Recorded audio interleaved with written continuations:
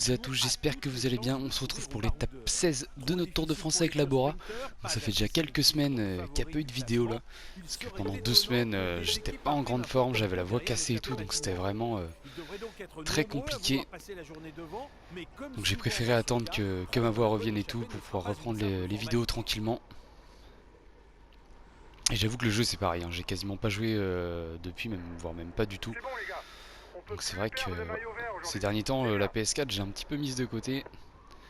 Mais bon, on va quand même finir ce Tour de France. Après, on verra ce qu'on fait pour la fin de saison de cyclisme. Allez, le profil de l'étape.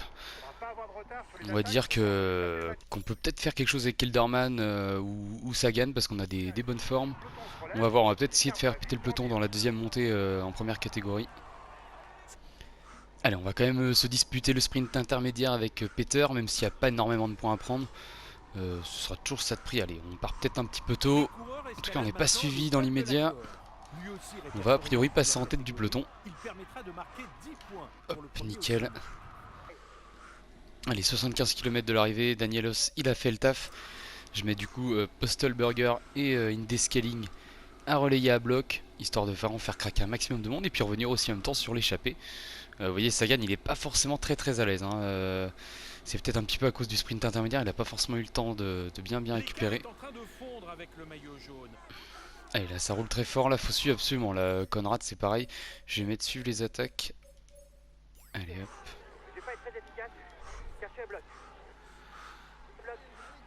Allez, j'ai mis Bourman et Conrad à bloc là. Normalement, il devrait mettre un petit tempo. Ça y est, Bourman, il a fini son travail lui. On va le mettre finir tranquille. Conrad, est-ce qu'il va pouvoir se porter à l'avant du peloton? C'est pas sûr, hein. Il est derrière moi. Il est mal placé.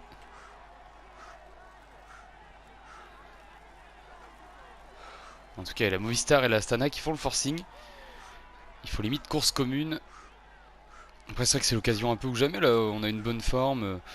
Enfin, même une excellente forme avec Kelderman. Donc, ça donne forcément envie de capitaliser sur une forme pareille. Par contre, il y a Conrad qui se fait lâcher là. Je sais pas ce qu'il fait. Allez, je vais prendre le relais. Histoire de faire mal vraiment à tout le monde. Je pense qu'il n'y a pas grand monde qui va pouvoir nous suivre. Je pense qu'on peut prendre notre ravitaillement dès maintenant. Normalement, après, il n'y aura plus trop de soucis. Sagan, allez, faut vraiment qu'il arrive à s'accrocher. Ouais, c'est bien. S'il peut rester, allez, à 50 par là. Si jamais je vois que j'arrive pas à sortir, je le prendrai dans la descente et j'essaierai de faire le jump.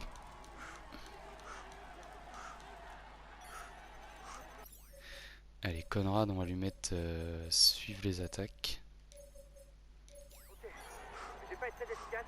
Allez, Valverde qui nous suit bien en tout cas. Et on va plus être beaucoup là. On est quoi? On est à peine 11. Allez, 18, il y a un petit groupe qui vient de revenir. Et malheureusement, il reste à peine 500 mètres de montée. On en remet une petite encore. Pour faire vraiment mal encore à... Allez, Conrad, je sais pas où il est. Conrad, il vient de craquer. Ah, dommage. Il vient de craquer a priori. Allez, j'en remets une petite au sommet. Malheureusement, on n'aura pas réussi à sortir a priori. Ouais. Je sais pas si on va faire la bonne opération au final. Parce qu'on n'a pas réussi à sortir.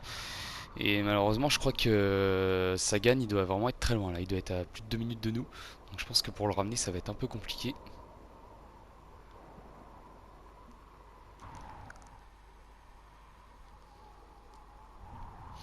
Ouais, je pense que je vais continuer avec Kelderman. Je vais faire mon maximum pour bien récupérer. Et pourquoi pas tenter peut-être quelque chose après dans le final. Surtout que j'ai vu là dans le final, il y a un petit radar. Allez, on va dire peut-être à 5 km de l'arrivée. Par là, donc ça pourrait être pas mal là pour sortir si on a bien récupéré. Je pense qu'il y a moyen de faire quelque chose.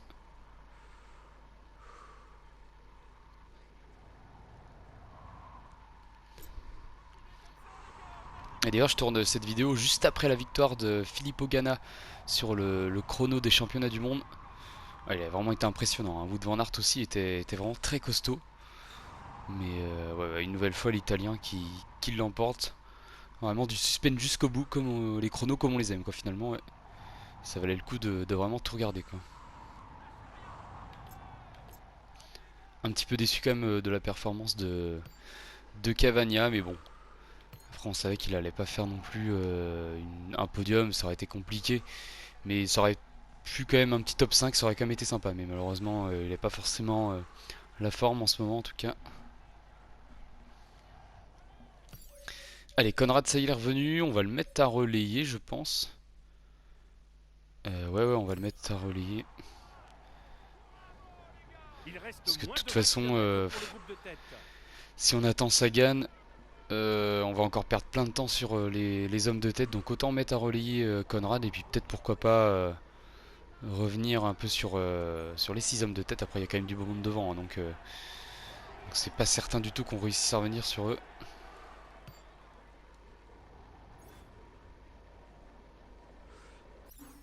Allez, j'aime le mettre à 90. Je vais peut-être le fatiguer un peu avant de belles étapes de montagne, mais bon. On a peut-être un truc à faire quand même. On a encore pas mal d'énergie. Quitte à reprendre une petite dizaine, quinzaine de secondes. Ça serait toujours ça de prix. Malheureusement, il n'y aura pas de bonus à prendre a priori à l'arrivée. Par contre, là, s'il veut bien rouler, Conrad, ça serait cool. Parce que là, il reste dans la roue du Jumbo.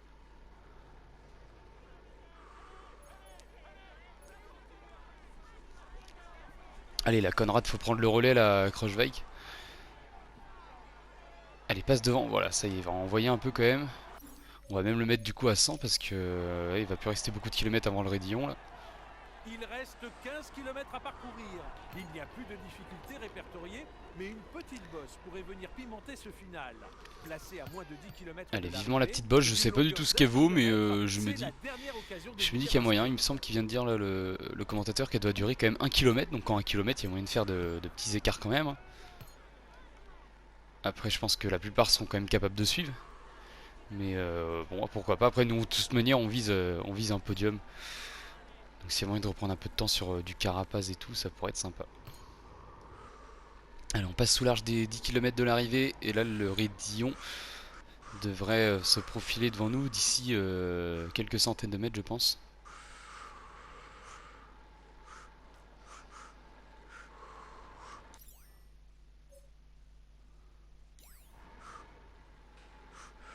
Ah, c'est Conrad, il a fini son travail. On va le mettre à rester. On va finir tranquille de toute manière. On va pas perdre trop de temps pour le classement par équipe. Allez, la bosse est franchie.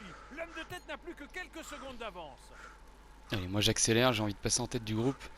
On arrive dans la bosse. Et d'ailleurs, Formolo aussi roule fort. Hein. Ça se trouve, Pogacar a peut-être des idées en tête. Ou Marc Hirschi. Allez, c'est parti. Il y a quand même du 8%. Donc,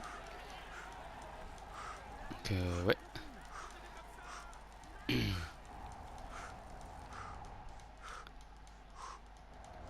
Allez, on fait l'effort. On a pris quelques secondes d'avance. Allez, on va prendre vite le ravitaillement pour pouvoir en mettre une petite. Au sommet là.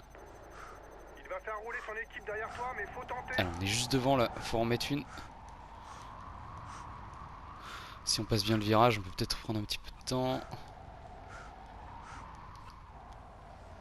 Ah non, ils sont juste derrière. Malheureusement, on n'aura pas réussi à sortir et a priori, il n'y a personne qui a lâché après. Ouais, je pense. Je pense que Godieu était déjà lâché. Allez, on va continuer quand même l'effort. On a quelques secondes d'avance. On sait jamais. Parce qu'au final, il reste que 4 km donc j'ai pas grand chose à perdre.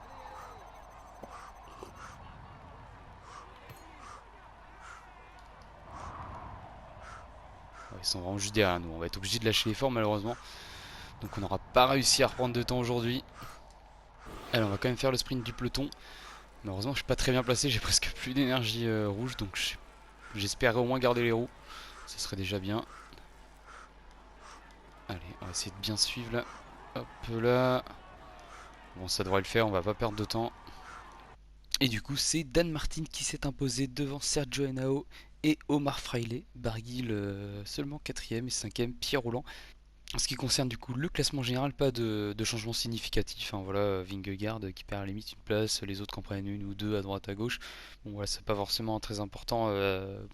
Disons que c'est les places de fond de top 10. Et on peut voir par contre que Carapaz est en totale méforme. Donc pour lui, une étape en totale méforme et perdre 0 secondes, forcément c'est valable pour lui.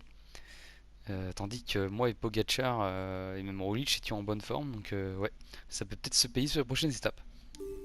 Alors on se retrouvera du coup prochainement pour l'étape 17. Donc là une étape quand même forcément très très importante pour le général. Et il va nous rester du coup la 17, la 18 aussi en montagne. Et après il y aura le chrono quand même de Libourne Saint-Émilion. Mais franchement il ne faudra pas miser sur le chrono pour reprendre non plus trop de temps, hein. Dans le jeu Ça va être une journée très c'est pas exigeante pour tout forcément le sur monde. les chronos qu'il y a les plus Plusieurs gros cols et écarts. une arrivée au... Merci à tous en tout cas d'avoir regardé cette vidéo. On se retrouve du coup prochainement. Allez ciao.